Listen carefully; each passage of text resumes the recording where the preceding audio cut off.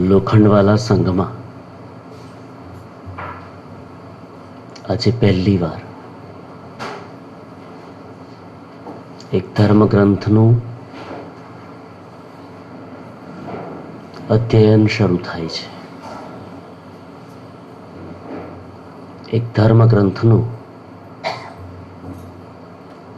સ્વાધ્યાય શરૂ થાય છે. સ્વાધ્યાયનું પુણ્ય અદ્ભુત છે. જૈન ધર્મમાં વધારેમાં વધારે મહત્વ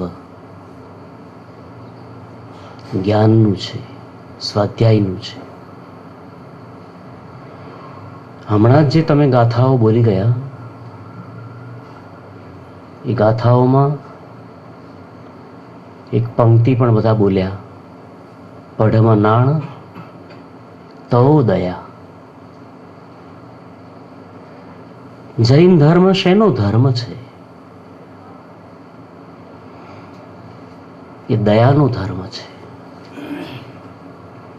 મને કોઈ એમ પૂછે કે જૈનોની કુળદેવી કોણ, તો હું એમ કહું કે જીવદયા એ જૈનોની કુળદેવી છે. કોઈ પણ ધર્મનું મૂળ હોય તો એ દયા છે. પંચકલ્યાણક પૂજામાં તમે સૌએ એક પંક્તિ વીર વિજયજી મહારાજની લખેલી છે, સાંભળી પણ છે. દયા ધર્મ કા મૂલ હૈ. દયા એ ધર્મનું મૂળ છે. કોઈ પણ ધર્મનું મૂળ યાદ રાખો. ફરીથી જ્યાં પાછળ બેસો ને, બેનું બધા પાછળ બેસે, એમાં શું વાંધો? અવાજ આવશે. અહીં માઇક એ માટે જ છે. અને તમે વિરેન્દ્રભાઈ બેસી, ના ના તમે બેસી જાઓ, મહેરબાની કરો, તમે પહેલા બેસો. બેસવા દો. માઇક છે જ, બધી અવાજ આવશે.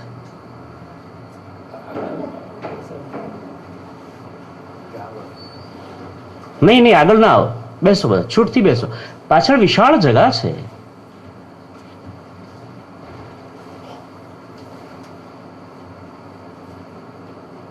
કોઈ પણ ધર્મનું મૂળ,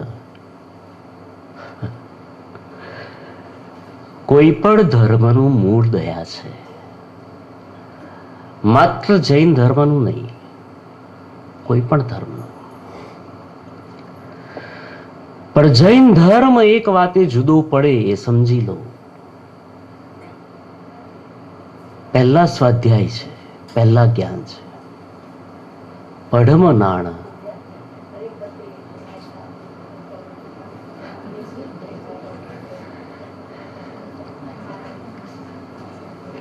ગામે ગામની એકાદી વેરાયટી તો હોય ને.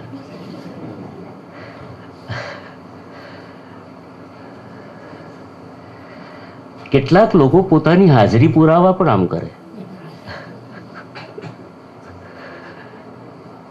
કોઈ પણ ધર્મનું મૂળ હોય તો એ દયા છે.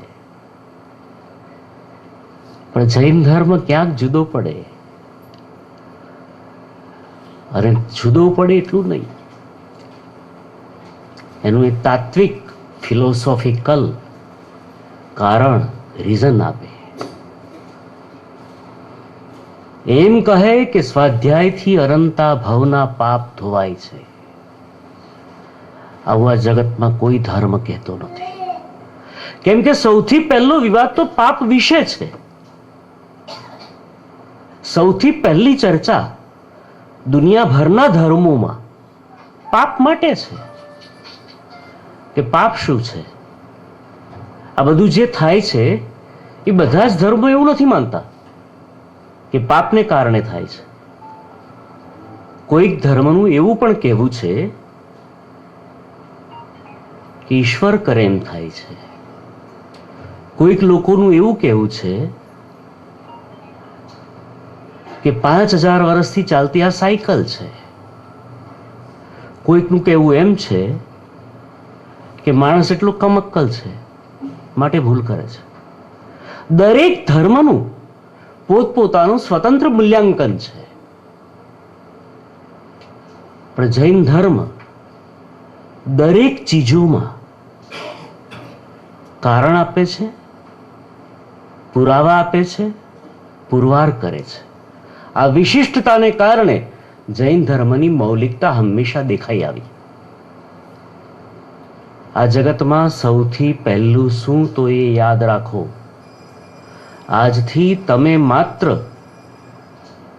પુસ્તક સાંભળતા નથી, ભણવા બેઠા છો. ત્યાં પાછળ બેસો ને બેન, પાછળ જગ્યા છે.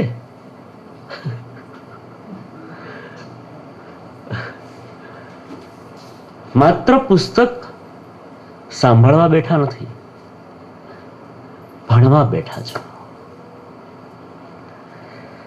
વ્યાખ્યાને શું છે આમ જો તો એક જાતના ક્લાસ છે. હા, અને ક્લાસમાં બેસીને આપણે શીખી લેવાનું છે. અને શીખવા માટે કોઈ પણ ઉંમર, શીખવા માટે કોઈ પણ ઉંમર નાની નથી, મોટી નથી. જો શીખવું છે તો તમે બધા જ જિજ્ઞાસુ છો, તમે બધા જ તત્વપ્રેમી છો. અને શીખવું નથી તો કશું જ નથી. ગોખીલો આજથી. જૈન ધર્મમાં દયા પછી આવે છે, પહેલા જ્ઞાન આવે છે. શા માટેનું કારણ છે? એટલા માટે આ ધર્મમાં જ્ઞાન પહેલા એટલા માટે છે કે ભગવાન મહાવીર 2500 વર્ષ પહેલા એવું કહે છે કે તમારી પાસે જ્ઞાન છે તો તમને દયાનું મહત્વ સમજાશે. કોની દયા પાળવાની? બજારમાં લોકોમાં તમારી છાપ શું છે ખબર છે ને? જી, જૈન છે. પણ લોકોમાં એક તમારી સરસ છાપ છે કે જેણે કપાળમાં ચાંદલો કર્યો એનો ભરોસો ના કરવો.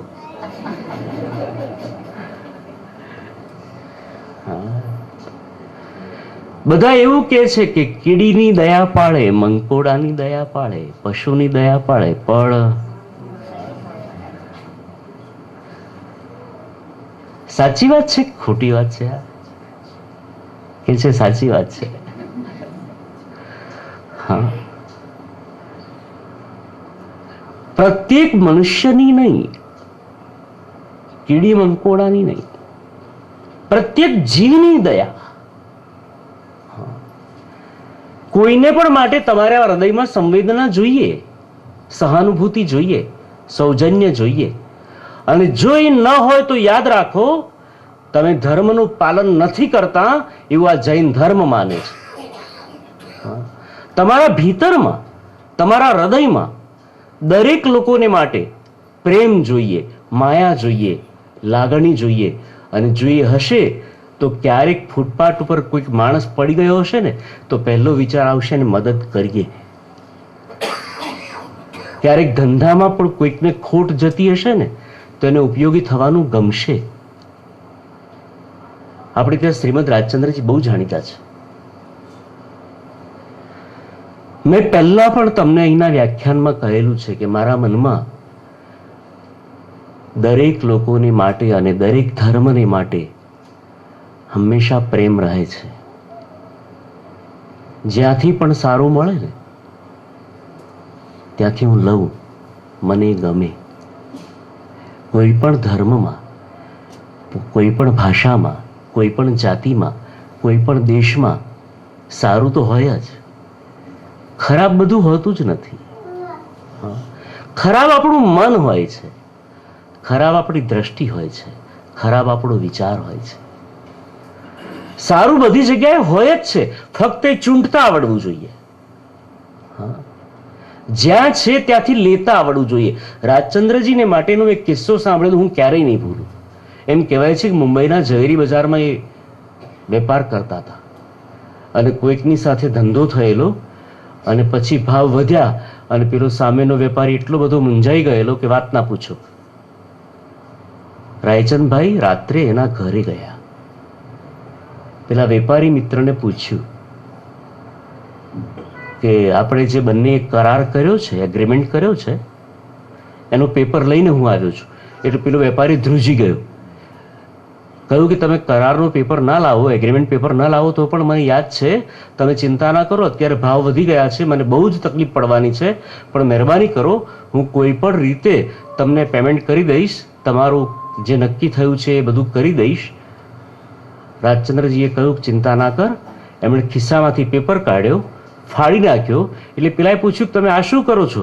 એટલે રાજચંદ્રજી એક યાદગાર વાક્ય કહેલું કે રાયચંદભાઈ છે ને એ દૂધ પીવે છે, લોહી નથી પીતા કે છે. હા, આ માનવતા છે. અને આ માનવતા કોણ શીખવે છે? તો જ્ઞાન શીખવે છે. માટે જૈન ધર્મ કહે છે પહેલા સ્વાધ્યાય જોઈએ, પછી દયા જોઈએ. પઢમનાણ તો દયા. પહેલું જ્ઞાન પછી દયા. કારણ તમને દયાના મૂલ્યની પણ ખબર હોવી જોઈએ, દયાની કિંમતની પણ ખબર હોવી જોઈએ, દયા શું છે સમજણ હોવી જોઈએ.